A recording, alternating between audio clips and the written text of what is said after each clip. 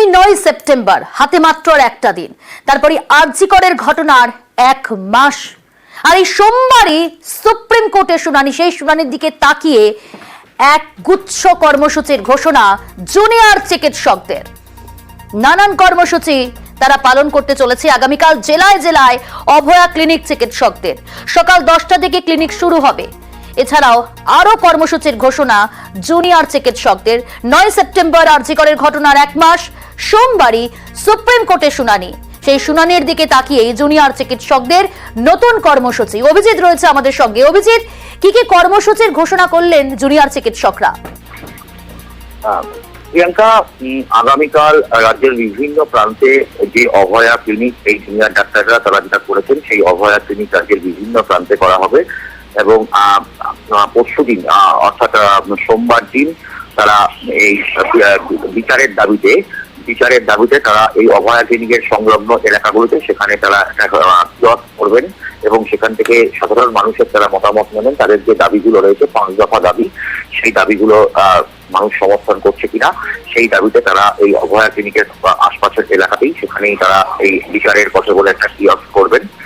এবং এরই সঙ্গে তারা 9 তারিখ অর্থাৎ যেদিন সুপ্রিম কোর্টের শুনানি রয়েছে সেদিন সকাল 10টা থেকে 10:30 পর্যন্ত আর 30 মিনিটের জন্য সমস্ত মানুষকে তারা রাস্তায় নেমে আসতে আহ্বান জানাচ্ছেন এবং সেদিন রাস্তায় নেমে যেন মানুষ প্রতিবাদ জানান এবং যাতে সুপ্রিম কোর্টের কানে পৌঁছায় সেই আওয়াজ, সেই দাবিও তারা করেছেন। অর্থাৎ সকাল 10টা থেকে 10:30 পর্যন্ত সোমবার দিন সমস্ত মানুষকে তারা সমস্ত কাজ ছেড়ে রাস্তায় নামতে বলছেন এবং একই সঙ্গে আগামীকাল অর্থাৎ রবিবার দিন তারা বিকেল 5টার সময় তারা রাজ্যের সর্বত্র মানববন্ধনের ডাক দিয়েছেন এবং মানববন্ধন করে যাতে সেখান থেকে জাতীয় সঙ্গীত গাওয়া হয় সেই আহ্বানও করেছে।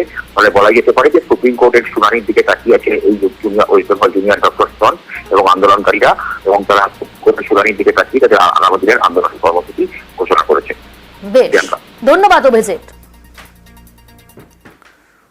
9 সেপ্টেম্বর অভয়ার ন্যায় বিচার পাওয়ার লড়াইয়ের 1 মাস, সেই শুনানির দিকে তাকিয়ে আমরা আগামী কিছু কর্মসূচির উদ্যোগ নিয়েছি।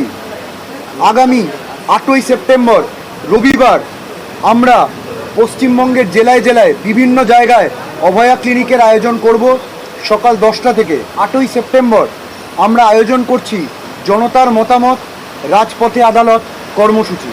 আমাদের আহ্বান রবিবার বিকেল 5টায় রাস্তায় মানববন্ধন করে নিজ নিজ জাতীয় সঙ্গীত গাইবার।